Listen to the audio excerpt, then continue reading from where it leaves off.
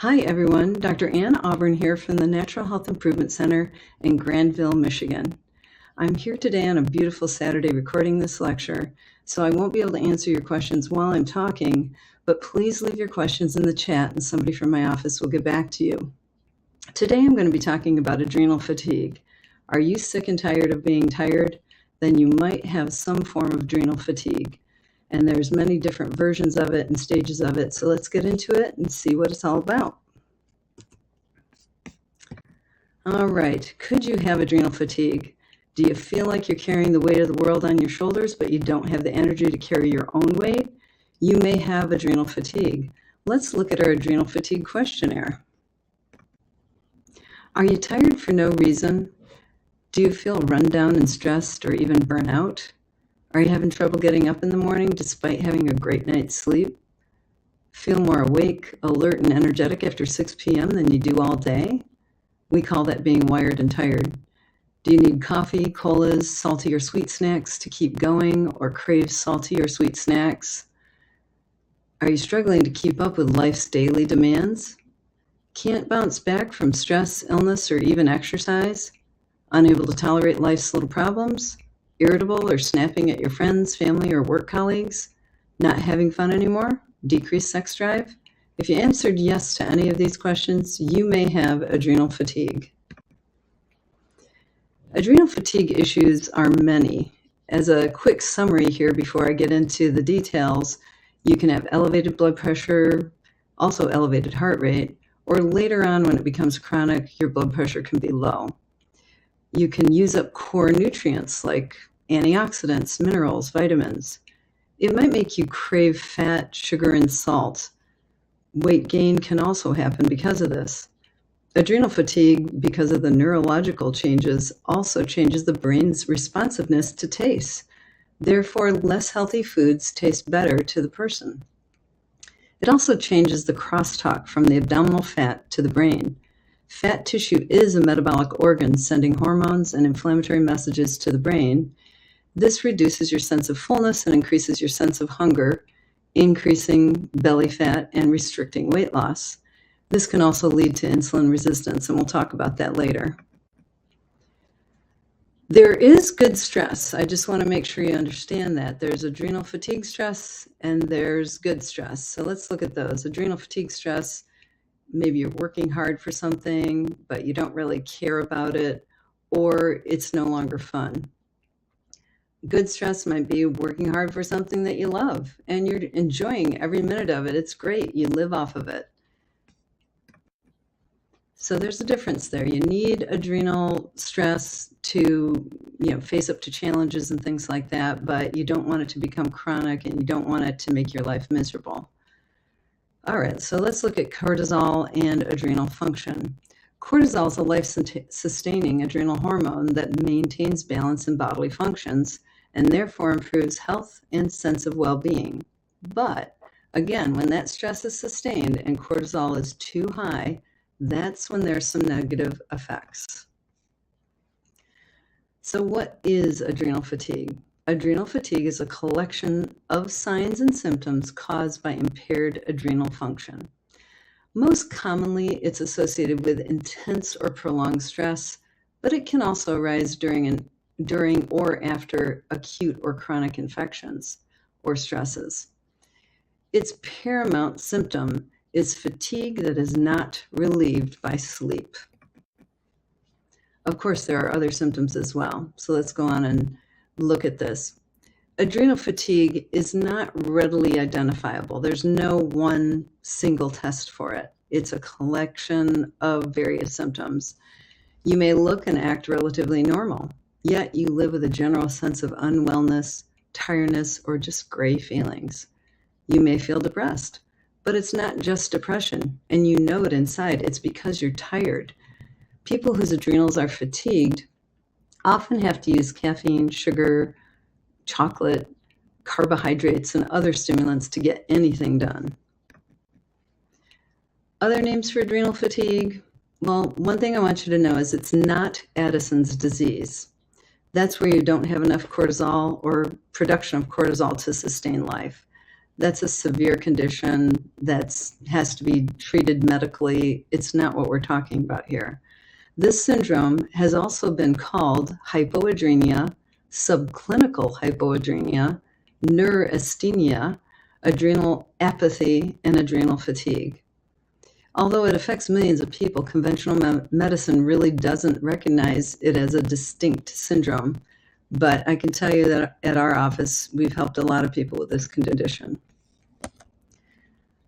Let me tell you about adrenal fatigue and the stress response. The acute stress response was first described by Walter Cannon in the 1920s.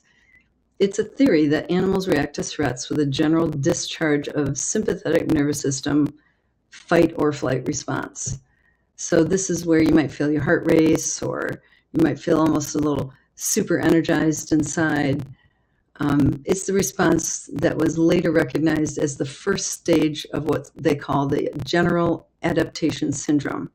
It regulates stress responses among vertebrates, that's beings with vertebral columns like humans, dogs, cats, deer, whatever, and other organisms. Okay, so how does the stress response affect the adrenal glands? Hans Seeley recognized that adrenal glands are very important because they produce hormones involved in the stress response, also known as fight or flight. Hans Seeley defines stress as the nonspecific response of the body to any demand. The term stress was applied to the general adaptation response. Adrenal glands and the general adaptation response consist of 4 stages: the alarm stage, recovery stage, resistance, and then lastly, the exhaustion stage. We don't really want to get there, but let's go through these. Alarm phase, this is where the body prepares for fight or flight in response to stress. You see a bear coming your way, you're going to run. Sympathetic nervous system is activated and the adrenal glands are stimulated. Norepinephrine and cortisol are released. That helps you with your blood flow and your heart rate and pumping all that blood around so your muscles can run from whatever you're running from. Of course, that's brought on by a situation where you might be getting yelled at by somebody, or you made a mistake at work, or somebody's upset with you. Now, the recovery phase, after a stress is resolved, the body returns to its baseline state. Hormone and neurotransmitter levels come back into balance, or they're supposed to come back into balance. What occurs when this doesn't happen? Well, then you can get into the resistance phase. You could call this stage 3 of adrenal fatigue. This is when the actual threat has passed, but is still perceived in the mind and body as real. The cortisol remains elevated. DHEA levels may be normal or slightly low. And by the way, DHEA is a hormone in the cascade of how your body forms hormones that's a precursor to estrogen and testosterone. Both males and females need it. It's important for muscles, connective tissue healing, mental focus, all sorts of things that keep you kind of happy and moving in life. This is where things start to be out of control, though, here in this resistance phase. Things are out of balance. It leads to adrenal stress and fatigue being more of a problem, and eventually exhaustion. So let's talk about the exhaustion phase. This is where your DHEA levels have dropped. Cortisol levels may now be low. The patient feels exhausted and depleted and will likely have major exercise or activity intolerance. This is adrenal fatigue with exhaustion, and some people might call it stage 4 adrenal fatigue. So normal versus excessive stress response. A normal stress response is beneficial and essential for survival. You just need it for life. However, when multiple stressors are very strong or chronic, adrenal fatigue occurs. Adrenal gland functions become suboptimal, and following this, adaptations by the neurological, hormonal, and immune systems occur. This is mild to moderate adrenal dysfunction or adrenal hypofunction without complete adrenal failure. So what happens in adrenal fatigue? Adrenal fatigue can wreak havoc with your life. In the more serious cases, you may have difficulty getting out of bed for more than a few hours per day. Every organ and system in your body can be profoundly affected. Adrenal fatigue. Let's look at the effects on the rest of the body. Changes occur in your body chemistry, cardiovascular system, exercise intolerance, and even sex drive. Many other alterations take place at cellular levels because of the decrease in adrenal hormones and other nutrients and neurotransmitters and things like that that occur. Your body does its best to make up for underfunctioning adrenal glands, but at a price. Let's look at stress in the frontal cortex. Stress affects the functioning of the neurons in the frontal cortex. That's where you make your executive decisions. It leads to difficulty with decision-making and poor decision-making. It's just harder to make decisions, harder to get through your day, harder to do what you need to do every day in life. We're always making executive decisions every day, which bill to pay first, which task to do first during your day, prioritizing everything in your life. 34% of people cite a lack of willpower as a barrier to best health choices. 56% say that for their willpower to improve, they'd have to feel less fatigue and more energy. So these people probably have adrenal fatigue. So this can affect your memory and cognitive function. Acute stress increases cortisol. Chronic stress suppresses mechanisms in the brain, the hippocampus and the temporal lobes. These serve short-term memory functions, therefore affecting cognitive function. Brain fog is really just a code word for adrenal dysfunction. Chronic stress is predictive of higher risk for dementia. So we want to treat this. We don't want to ignore it and just push through in our lives. We want to do something about it, and there's many things that we can do. So stress and cardiovascular disease. There's multiple pathways for increased cardiovascular disease. Increased inflammatory markers can go up, like ultrasensitive CRP, which is a marker for vascular inflammation. Increased fibrinogen, a blood clotting factor. With high cortisol, you also can have central obesity. A lot of times there's advertisements for supplements for this. That's a little bit of dangerous ground because, those supplements aren't always treating exactly what you have. So we have ways to look at exactly what's going on and be more specific about it. But basically, this is tied in with insulin resistance. Your insulin just isn't working the same to get that sugar in the cell and to keep the blood sugar in the bloodstream normal. And again, we mentioned increased blood pressure and heart rate and decreased heart muscle electrical stability. A lot of people will get heart palpitations, runs of fast heart rate, and some people could even be more susceptible to atrial fibrillation and irregular heart rhythm that can be dangerous and cause blood clots. Eventually, the stress could cause low blood pressure, but that occurs later. Chronic stress is associated with increased cardiovascular events over a 5-year period, according to research. Also, adrenal fatigue can impact on gut health. With high stress, there is decreased blood flow to the gut.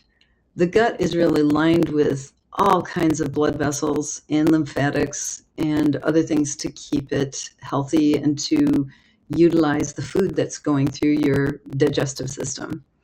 There are changes in the intestinal environment and the beneficial bacteria. You've heard of the microbiome. It can actually change that when you have too much stress. Bowel dysbiosis, or an imbalance in the good and bad bacteria and the things that are going on in the gut, is increased with excessive emotions of anger and fear, and those are just another form of stress. Decreased secretory IgA can be another problem. This is a marker that tells us how well your immune system is functioning in your gut. We have special stool analysis kits that can tell us where your secretory IgA is at and if your microbiome is balanced. Also, decreased willpower, cravings, and poor food choices. This can lead to gut issues as well. There are decreased levels of stomach acid and pancreatic digestive enzymes in a stress situation that has gone on too long as well. Also, reproductive function can be affected by stress. Hormone issues are more common. This can include no periods for women, heavy periods, irregular periods, and infertility. And the infertility can also affect the guys, even though they're not having periods, they have hormones also. And if you're not making enough DHEA, DHEA is the major precursor to male testosterone. Also, you can have poor thyroid function, which can also affect fertility issues. Mood and stress. Hypervigilance is really a type of anxiety, and that anxiety is stress. Depression is also a type of stress. Chronic stress depletes dopamine, the neurotransmitter of happiness and satisfaction. Eventually, this can cause a wired and tired feeling, especially in the evenings, causing poor sleep patterns and altered circadian rhythms. Those are the rhythms of kind of doing things during the day, getting things done on a daytime schedule when it's light out, and then the body calming down when it's darker and getting into a deep sleep and repairing and recovering for the next day. Immunity. The repeated and chronic stress exposure from adrenal fatigue can cause chronic immune system stimulation and eventually suppresses cellular immunity, leading to immune dysregulation. Ultimately, this can cause dysregulated apoptosis. This is programmed cell death. All of the cells in your body, kind of in groups, are sort of going through their lifespan, dying, and then being replaced. This normal function is apoptosis, and if it's not happening like it should, that's abnormal and therefore potentially leading to cancer or other dysfunction of cells. And it can turn on the immune switches for various autoimmune diseases, rheumatoid arthritis, inflammatory bowel disease, lupus, etc. And I have actually seen this happen in my practice. What causes adrenal fatigue? Well, that's a loaded question. There's a lot of things that happen there. The adrenal glands mobilize your body's responses to all stressors through hormones that help you handle the stress. Adrenal fatigue occurs when your adrenal glands cannot compensate for excessive stress. Whether you have an emotional crisis, a physical crisis, or any type of severe, repeated, or constant stress in your life, if your adrenals cannot compensate, you are likely to experience adrenal fatigue. A fact that we know from research is that 75% of all Americans have moderate to severe stress. This is something we need to work on in this country to improve our health in general. In short, adrenal fatigue occurs when the amount of stress or combined stresses overextend the capacity of the body, mediated by the adrenals, to compensate for and recover from that stress.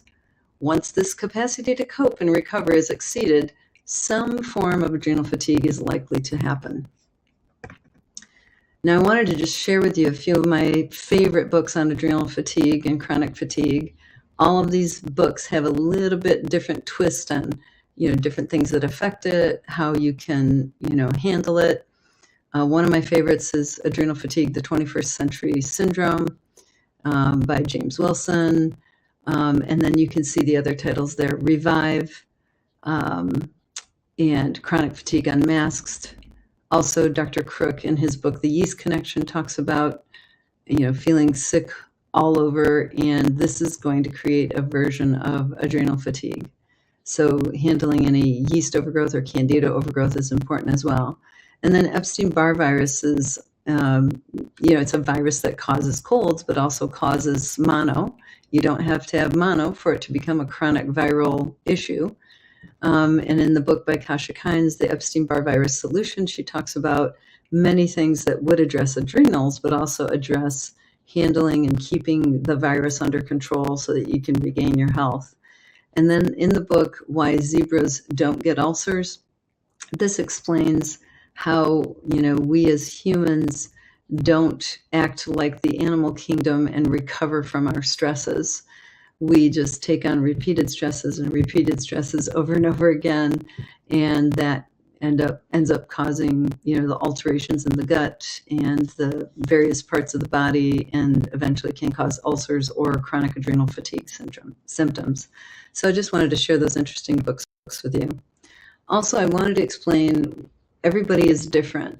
There are some people that can take stress after stress after stress, or work a very high stress job, and they seem to just tolerate it their whole life. They might even kind of like live off of it. They love it.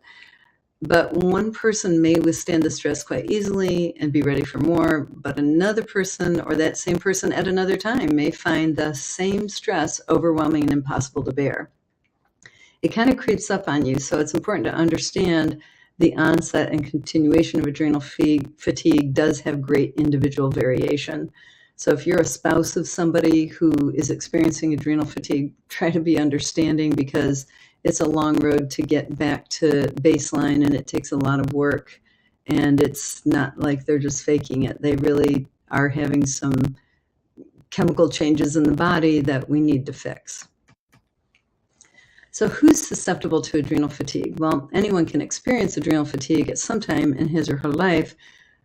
Experiences like illness, a life crisis, or continuing difficult situation can drain the adrenal resources of even the healthiest person. But there are factors that make you more susceptible to adrenal fatigue. So let's look at those. Certain lifestyles with chronic stress, no exercise, chronic illness, repeated infections, candida overgrowth, mycotoxin illness, that's mold susceptibility, mold illness, Epstein-Barr virus. We're really talking about the chronic reactivated EBV that Kasia Kine speaks about in her book.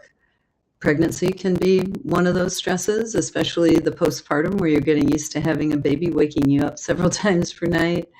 That's why we want to prepare our patients for pregnancy so they're in the best situation before they have their kids. Malabsorption and maldigestion, in other words, leaky gut, that can also set you up for, a case where you might have worse adrenal stress. Hormonal imbalance or toxic exposures. Lifestyle factors contributing to adrenal fatigue that are mostly under your control are lack of sleep. A lot of people stay up late when they really shouldn't. They don't let themselves have the time to, get adequate sleep or have a good situation in their house where they can sleep well. Poor diet. We all make choices. We want to stay away from processed foods, white flour, sugar, lack of fruits and vegetables, lack of good raw foods, low fiber, all of these can contribute. Using sweet or salty food and sweetened or caffeinated drinks as stimulants when tired, staying up late even though you're tired, feeling and acting powerless, constantly driving yourself under pressure, substance abuse, staying in no-win situations, and too few enjoyable and rejuvenating activities. You have to have those in your life. So examples of life events that may lead to adrenal fatigue include frequent crises at work or at home, hating your job, severe emotional trauma, death, divorce, etc., major surgery, prolonged or repeated infections, serious burns, head trauma, job loss or change in financial status, relocation with no support, excessive chemical exposure. Let me give you some examples of people with lifestyles that may make them more vulnerable to adrenal fatigue. A full-time university student, it's going to be worse with a job. Mother with 2 or more children and little support. Single parents. Unhappy married person. Employees in a poor job situation. Self-employed person struggling with their business. Substance abuser.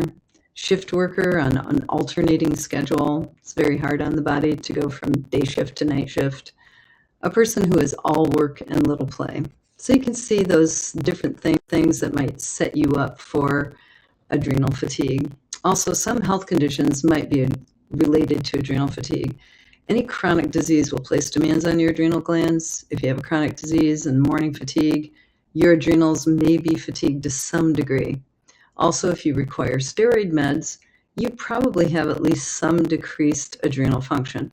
Now, sometimes we do use hydrocortisone, also known as Cortef, when we have severe adrenal cases, but we do try to get our patients off of those eventually. But those are different than the higher dose, heavier steroids like prednisone and methylprednisolone.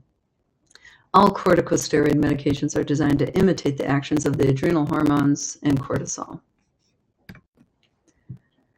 How common is adrenal fatigue? Well, John Tintera, MD, he was a specialist in low adrenal function, and in 1969 took a look at this, and he thought 16% of the public could be classified as severe.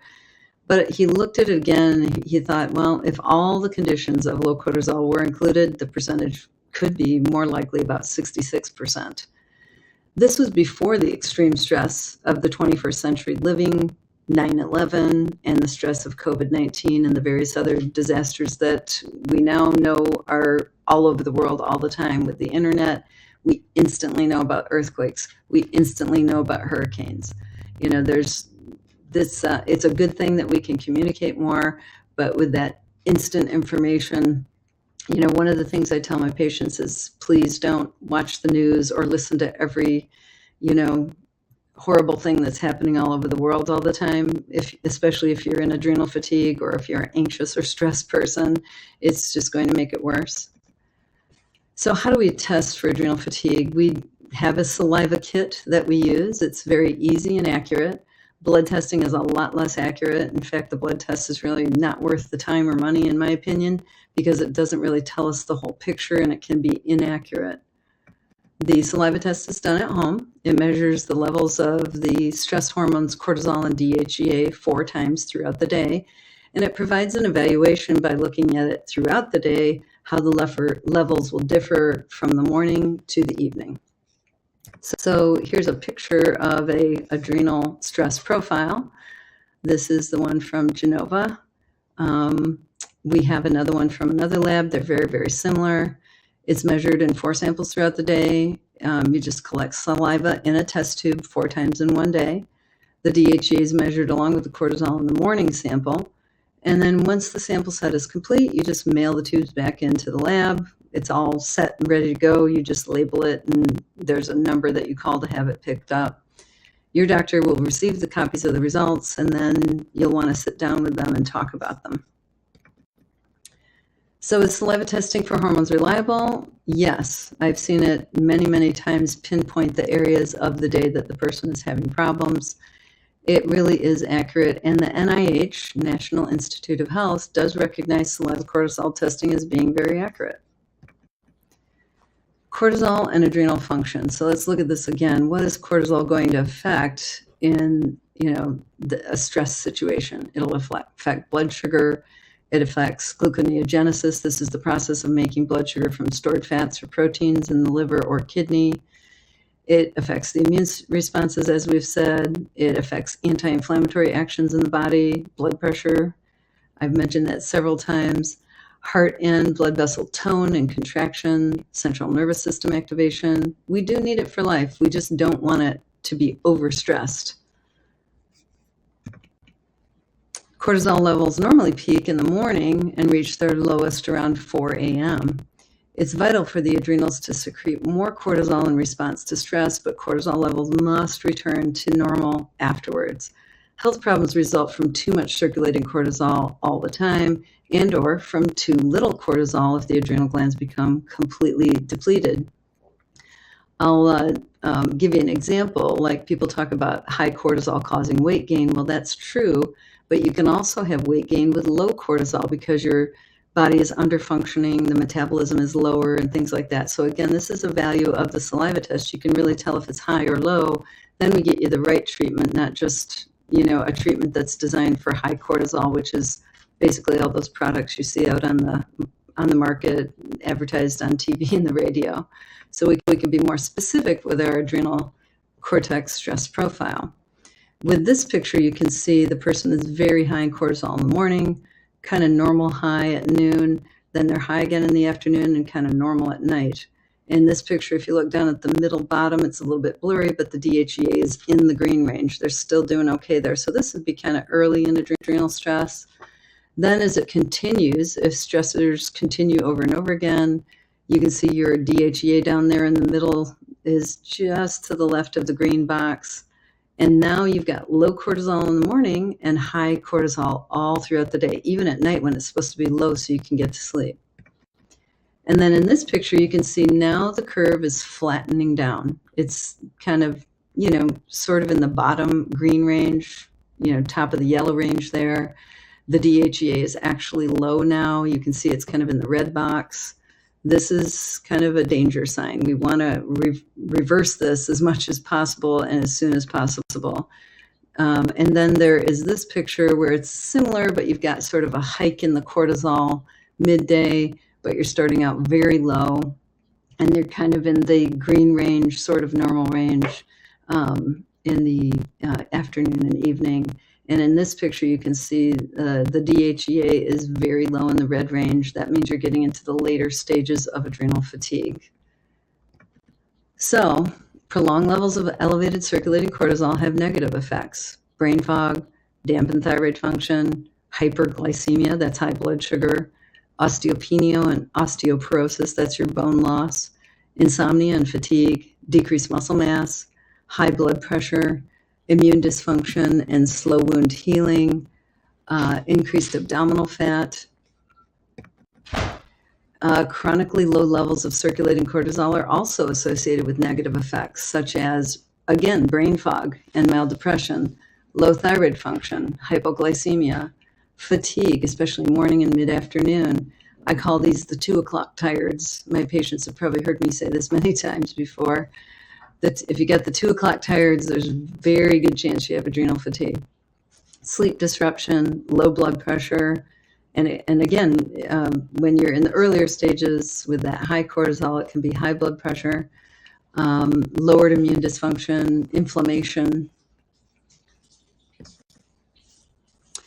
And there's health conditions related to adrenal fatigue.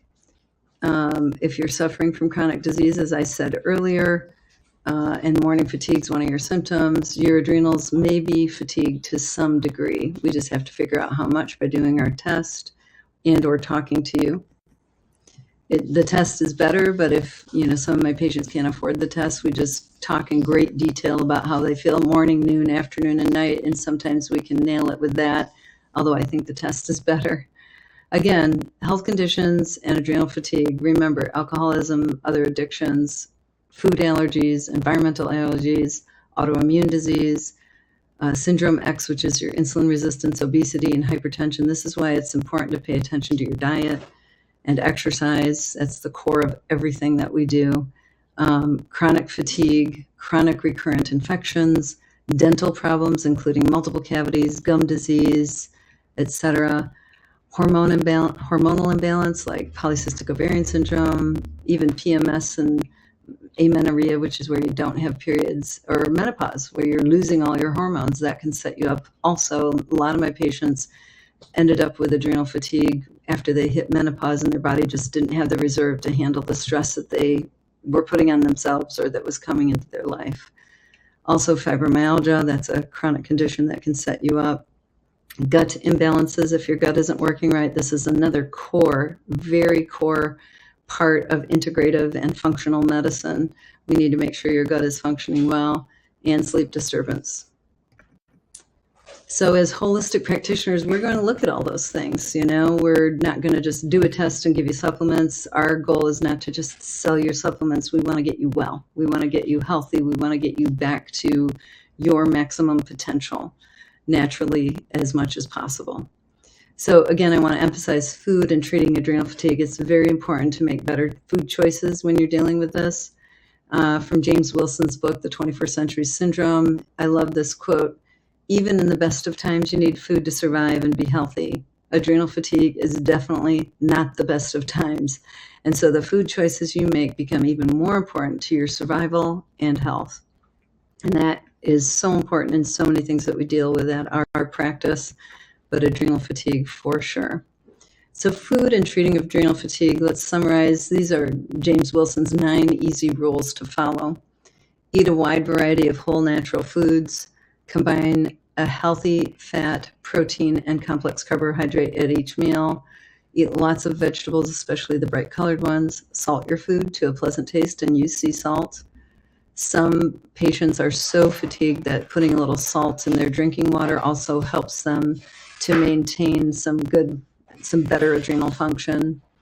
One thing I will say is I do feel like if you get protein in the morning for adrenal fatigue patients, it does seem to help them, and adequate protein throughout the day.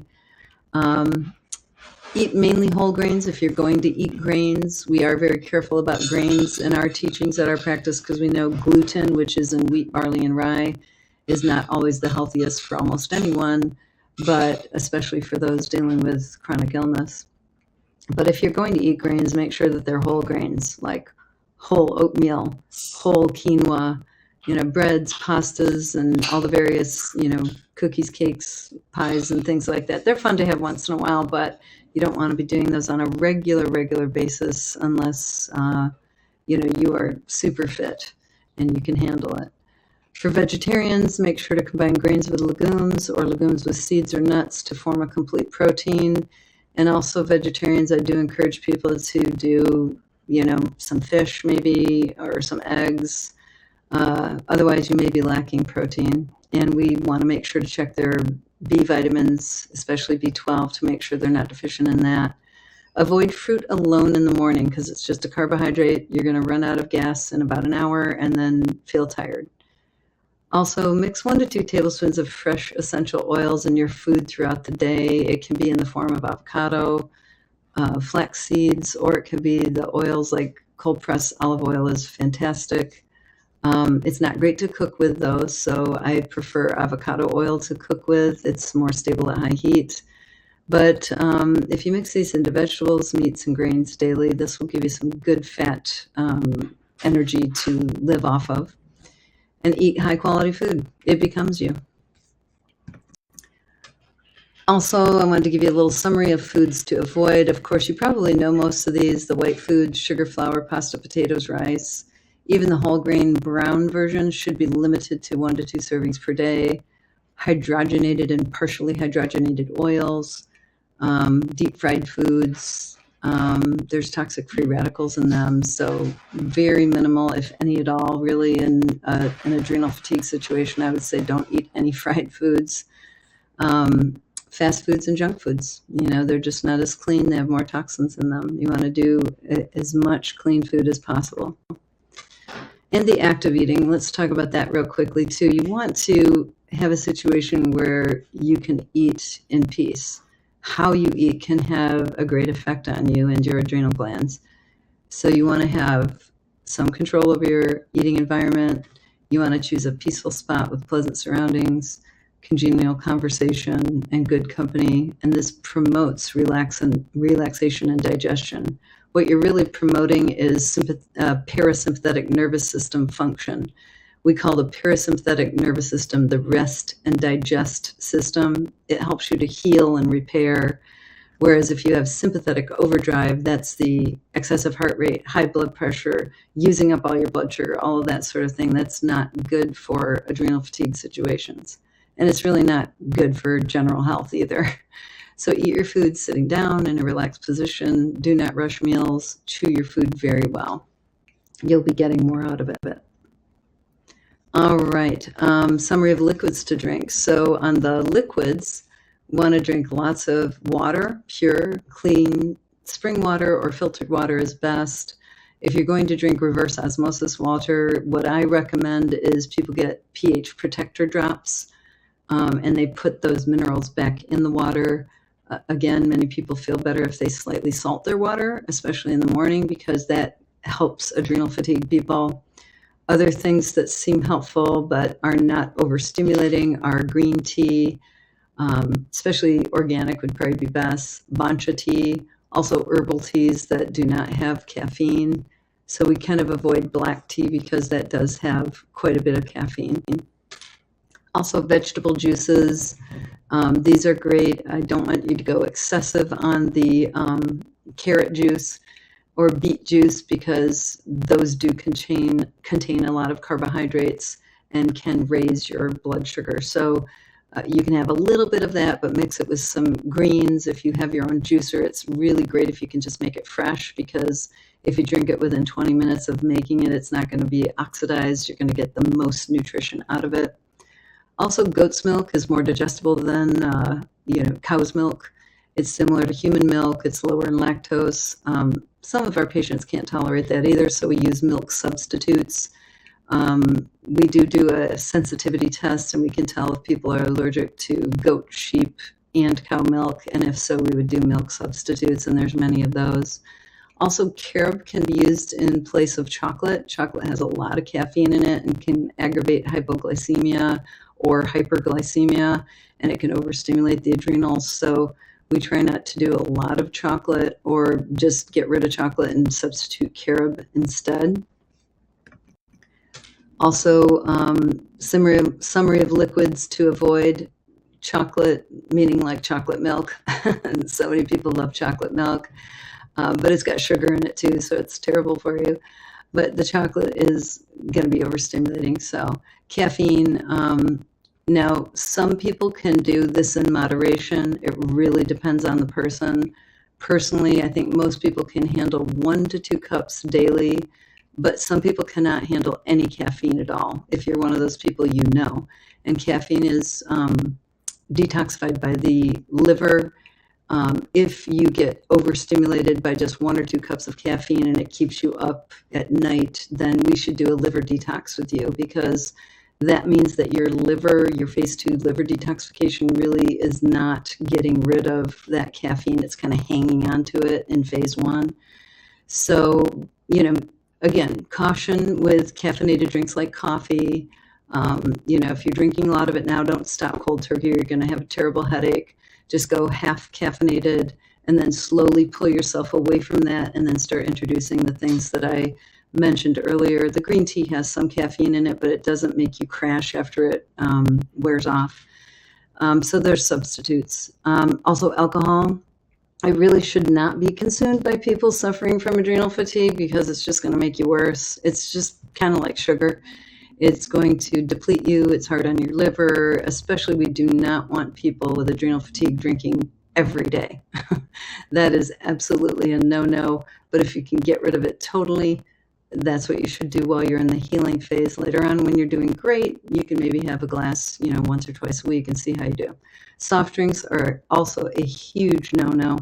Soft drinks, whether they're sugared, those are the worst, but also the ones with the artificial sweetener, those are usually terrible as well. They contain caffeine and phosphates. Now, one exception is Zevia. Maybe not the Coca-Cola version, but Zevia has many carbonated flavors, and it's sweetened with stevia, which is a very safe sweetener, totally fine for. I want to give you a few tips on how to de-stress using the acronym from Dr. Jim Wilson. Define what is important and decide to live accordingly. Energize yourself with good foods and exercise. And you got to be careful with exercise, because we don't want to overdo it with adrenal fatigue. Support your bodies with supplements. So we'll talk about those more in just a minute. Take time to relax and enjoy. Reframe events that stress you in order to release yourself. If you're in a situation that you don't really like, sometimes if you take a few deep breaths and you look at it differently, you can sort of think of how this might be a life lesson for you, or how you can learn to do it differently in another situation. And then going on, eliminate energy robbers. Sleep and give your body silent solace each day, and smile and see the soul fullness in your life. So those are a few tips to help you de-stress. So here are a few adrenal support supplements that would give you energy for those low cortisol levels. Adrenal Boost is one of my favorite because it contains licorice root to help you hang on to your cortisol throughout the day. Some people cannot take this if they have high blood pressure, or if they're real anxious. Sometimes they overreact to it with a little bit of feeling overstimulated. But most people do quite well with it. This is one that I took myself as I was going into menopause, because that was a big change in my body. It contains almost everything that James Wilson talks about in his book. It's got B5, B6, vitamin C, adrenal glandulars. It's also got adrenal adaptogens. So it's a very comprehensive formula to kind of balance adrenal function and boost your energy a little bit. Licorice Plus from Metagenics will do the same, but it's just licorice. So again, those with high blood pressure don't want to take this. But many times if you're on the later stages of adrenal fatigue and your blood pressure is low, as we often see, Licorice Plus can be very helpful for a little boost in the morning. Aura adren, that's just a adrenal glandular. Drenamin and desiccated adrenal are also glandular. We carry different types because different patients respond to different glandulars. The drenamin is sort of a combination glandular. It's not just for the adrenals, but also for other supportive organs. And then we have Adricet. Adricet is our adaptogenic formula from Metagenics, and that gives you a little boost in the morning and helps your energy. We also have just plain B complex, stress B complex we call it, and we have from Metagenics Cortico B5, B6. And then, of course, we recommend that people take a little bit extra vitamin C, at least 1,000 milligrams a day, sometimes 2,000, to help with the adrenal support, because the adrenals contain the most vitamin C of any organ in the body. Now, if you're on the other side of the spectrum and you're wired and tired and you can't sleep, or you're stressed out or nervous or anxious all the time, or even having panic attacks, some of these supplements can calm the adrenals and calm the high cortisols. And we have Serenogen, which is a product that's an adaptogen, very calming from Metagenics. There's also Calm CP, one of my favorites for sleep, but also it can be very good for anxiety and panic attacks. Travacor is more of a combination formula that has 5-HTP, GABA, and some B vitamins to help your serotonin levels and your GABA levels. So it's kind of nice for that combined anxiety, depression kind of case. Serene is more just for the serotonin. It's got 5-HTP and B vitamins to support that. That's very nice for helping sleep, but also for helping mood if you're on the depressed side of things. Ayur ashwagandha, difficult one to pronounce, but it's a great supplement. I love ashwagandha if you're kind of nervous all the time or anxious all the time, or have that underlying kind of worry all the time. Ashwagandha is very, very gentle. It's an adaptogen. Ours is 300 milligrams, and we usually recommend it 3 times a day. But if you have somebody who's already really low in cortisol in the morning, you probably wouldn't want to do that the first thing in the morning. You might want to combine it, do it later in the day, and then do one of the energizing supplements in the morning. And then we do have just straight GABA also. When you raise your GABA levels, GABA is a neurotransmitter and also a amino acid. When you raise the GABA, the cortisol tends to go down lower.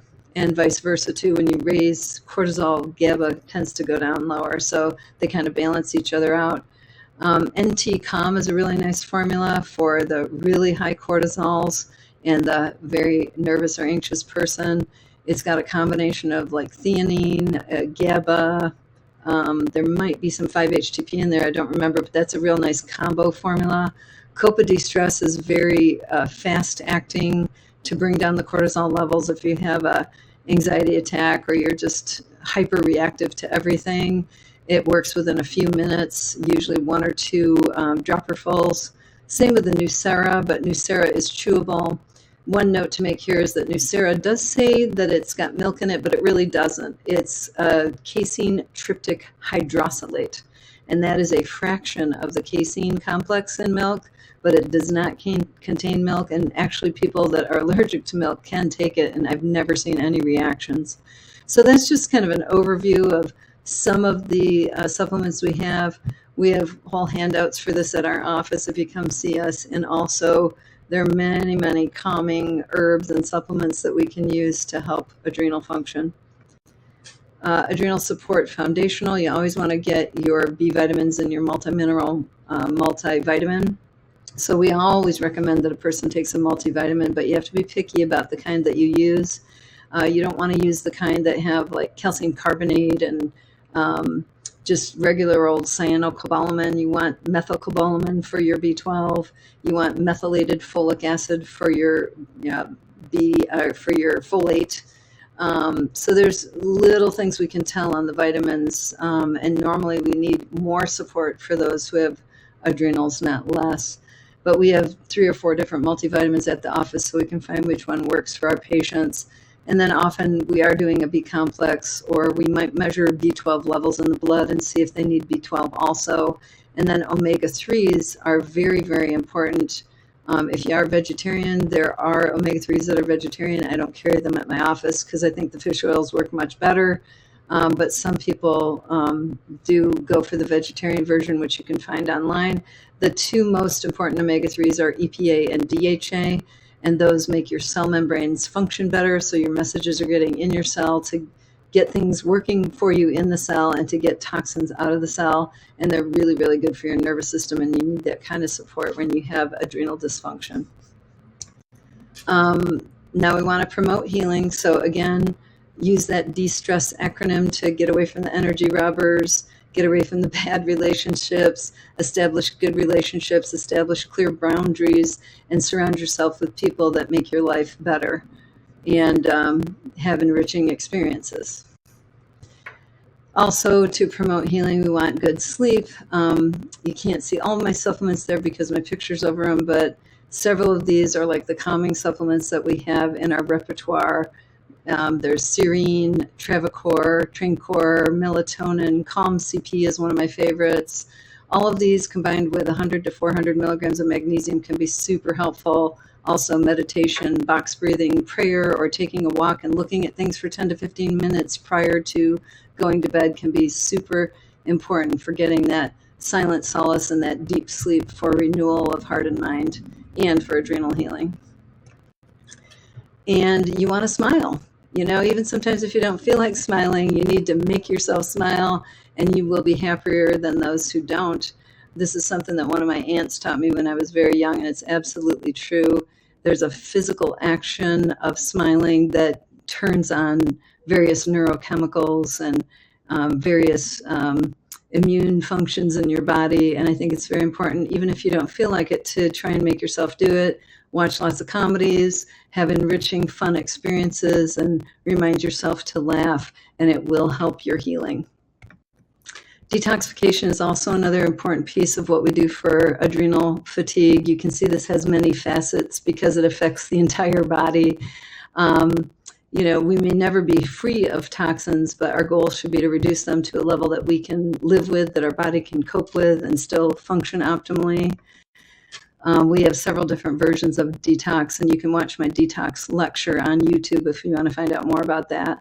Also, in your adrenal fatigue recovery plan, you want to include looking at hormones, looking at thyroid, looking at detoxing heavy metals, especially if you've had some exposures, and most of us have, cleaning up chemicals in your environment, your food, your yard, things that you use for your plants and your gardens, looking at candida overgrowth, looking for food sensitivities or allergies, and looking for chronic viral disease. And we have treatments for all of those. And lastly, I just want you all to know, never give up. We are here to support you. It can take 1 to 2 years to fully recover. There are some cases that are more long-term that, you know, we can't get them completely, I wouldn't say healed, but we get them to a point where they can enjoy their life again, and they always still have to work at it. But most people, you know, within a couple of years, they are recovered and they're back to more of a normal state. And then we hope we can keep it there by having taught them some of these wonderful new habits for their mind and body. And that's all I have for you tonight. I want to thank you very much for listening. And again, like I said, this is pre-recorded, and now I'm going to go enjoy my 6-year-old grandson who's come to visit me today. And you all do the same and enjoy this lecture. And if you do have questions, please put them within the chat, and my office will get back to you. You can also reach us through our Facebook page. You can also reach us through our website, nhicwestmi.com. And feel free to watch any of our previous YouTube videos and check out our Instagram page. And if you'd like to see us, there's our phone number, 616-301-0808. We'd love to have you as a patient, help you through your health journey. All right, thank you very much, and have a good night and good luck with your health. It's a wonderful journey if you decide